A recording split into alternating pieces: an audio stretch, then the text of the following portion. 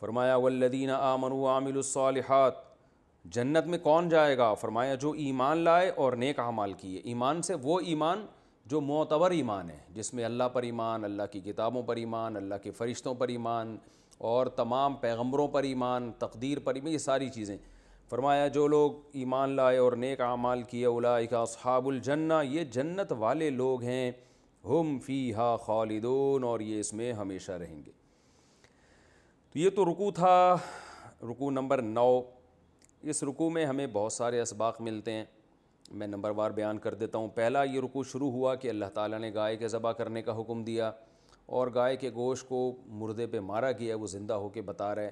اس میں ایک سبق تو ہمیں یہ ملتا ہے کہ آپ جب کسی قوم کی اصلاح کرنا چاہتے ہیں تو صرف زبانی تبلیغ کافی نہیں ہے، پریکٹیکلی اس کو عمل کروانا ضروری ہے۔ جیسے بنی اسرائیل کے دل میں بعض مفسرین کہتے ہیں نا گائے کی اور بچھڑے کی محبت بیٹھ گئی تھی، تو صرف اتنا کافی نہیں ہے کہ ان کو یہ بتایا جائے کہ یہ غلط ہے، بلکہ گائے پریکٹیکلی ذبح کروائی گئی ہے۔ تو کسی معاشرے کی اصلاح کے لیے عمل کروانا پڑتا ہے۔ میں لوگوں کو اکثر کہتا ہوں بارات کا کھانا نہیں ہے اسلام میں، لیکن لوگ مانتے نہیں ہیں۔ جب تک آپ خود عمل نہ کر کے دکھائیں اور لوگوں کو بتائیں بھائی ایسے بھی ہوتا ہے، تو اس وقت تک لوگ نہیں آتے۔ جیسے نبی صلی اللہ علیہ وسلم کو اللہ نے حکم دیا کہ آپ حضرت زینب سے نکاح کریں گے، بلکہ اللہ نے آپ کا نکاح آسمانوں پہ کرا دیا۔ تو کیوں؟ حضرت زینب طلاق یافتہ تھیں زید ابن حارثہ کی، زید ابن حارثہ نبی کے منہ بولے بیٹے تھے۔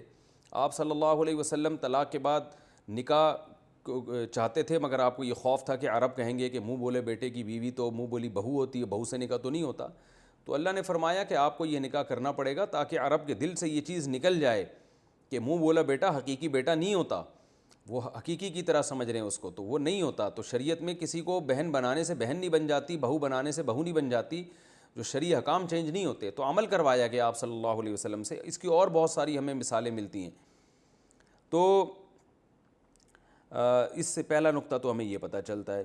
دوسرا نقطہ ہمیں اللہ کی قدرت، کہ دیکھیں کیسا عجیب کام ہے کہ گائے کا گوشت مردے پہ مارا جا رہا ہے، مردہ اٹھ کے خود بتا رہا ہے کہ میرا قاتل یہ ہے۔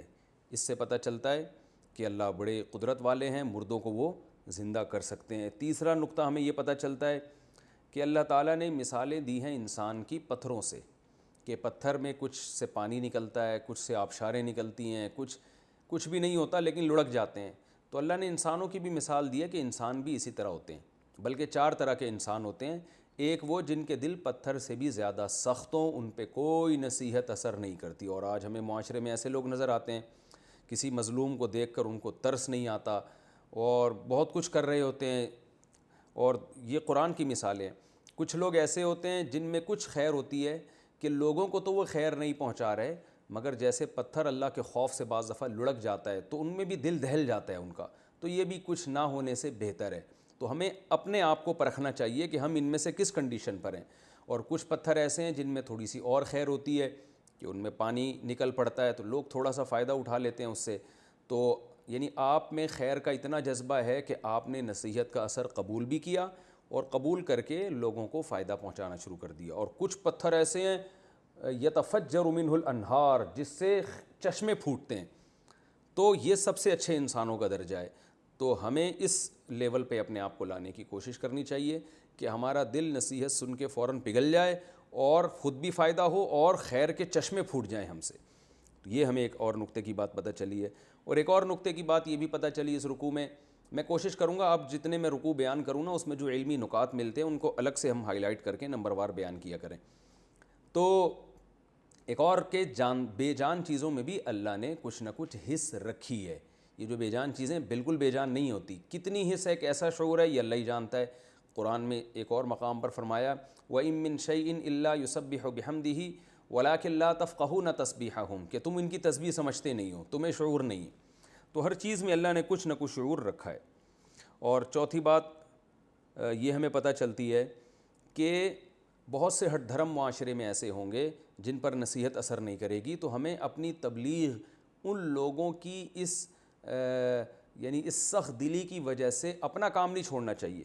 جیسے قرآن میں اللہ نے صحابہ سے فرمایا آفَتَطْمَعُونَ أَن يُؤْمِنُوا لَكُمْ، تم یہودیوں سے امیدیں لگا کے بیٹھے ہوئے ہو، حالانکہ ان کے تو یہ حرکتیں ہیں، یہ تو اللہ کے کلام میں تحریف کر دیا کرتے ہیں، تو اس لیے تم نا امید، تم جو ہے نا زیادہ امیدیں مت لگاؤ اور کیونکہ زیادہ امیدیں لگاؤ گے پھر جب فائدہ نہیں ہوگا تو تمہیں اپنی محنت ضائع ہوتے ہوئے نظر آئے گی تو تم کام چھوڑ دو گے. تو اس لیے یہ معاشرے میں ایسے لوگ بھی ہوتے ہیں, تم اپنے کام میں لگے رہو اور ان سے زیادہ امیدیں مت لگاؤ. تو ہر ایک کو اس سے کیا پتہ چلتا ہے علمی نقطہ, کہ ہر ایک کو ہدایت کبھی بھی نہیں ملے گی. دنیا میں خیر اور شر دونوں کا مقابلہ قیامت تک رہے گا. تو ایسے ضدی ہٹ دھرم لوگ, کیونکہ انسان کو بڑا غصہ آتا ہے, میں اپنی بھی کنڈیشن دیکھتا ہوں, جب میں بعض کسی سے بحث کر رہا ہوں اس کی سمجھ میں نہ آ رہی ہو اور اچھا بھلا پڑھا لکھا آدمی ہو, تو بہت طبیعت میں انسان کے غضب پیدا ہوتا ہے اور مایوسی ہوتی ہے. تو اللہ نے بتا دیا کہ یہ ہر دور میں ایسے الٹے سیدھے لوگ رہیں گے, تم نے اپنا کام کرنا ہے اور جو ہے اپنے کام کو فوکس کرو, تمہیں اچھے لوگ بھی ملتے چلے جائیں گے. اس میں ایک اور علمی نقطے کی بات پتہ چلتی ہے, فویل للذین ومنہم امیون لا یعلمون الکتاب الا امانی. یہود میں بہت سے عوام بھی تھے جو تمناؤں کے علاوہ کچھ بھی نہیں جانتے تھے, تورات حقیقت میں جانتے نہیں تھے, تو ان کو یہود علماء گمراہ بھی کر دیتے تھے. تو اس سے پتہ چلتا ہے بھائی اب ہمارے پاس اللہ کی کتاب قرآن ہے, تو اگر ہمیں بھی کچھ بھی نہیں پتہ ہوگا تو جو باطل علماء ہیں اس امت میں سارے باطل نہیں ہو سکتے. یہود میں تو بہت سے گمراہ ہو گئے, لیکن حدیث میں آتا ہے میری امت میں خیر غالب رہے گی, حق پر ایک جماعت ہمیشہ رہے گی. تو لیکن باطل علماء بھی بہرحال پیدا ہوں گے, سارے تو خراب نہیں ہوں گے لیکن باطل بھی ہوں گے. تو آپ اگر قرآن کا ذرا بھی آپ کو شدھ بدھ نہیں ہے نا, تو باطل لوگ آپ کو گمراہ کر دیتے ہیں. آپ دیکھیں قادیانی وہی لوگ ہوتے ہیں جو بالکل بیوقوف ہوتے ہیں, وہ قادیانیوں کی باتوں سے متاثر ہو جاتے ہیں, کچھ بھی نہیں ان کو قرآن کا پتہ ہوتا. اور بھی بہت سارے معاملات میں جو حدیث کے منکر بن جاتے ہیں, یہ وہی لوگ بنتے ہیں جن کو قرآن و سنت کا کچھ پتہ ہی نہیں ہوتا, وہ پھر پرویزی بن جاتے ہیں, منکرین حدیث بن جاتے ہیں. تو میں دیکھتا ہوں عوام میں جو شعور سے بالکل عاری ہے نا, جس کو قرآن کی الف بے بھی نہیں پتہ, وہ گمراہ ہو جاتے ہیں. تو اس لیے کچھ نہ کچھ قرآن کا علم سیکھنا چاہیے تاکہ لوگ گمراہ نہ کر سکیں آپ کو.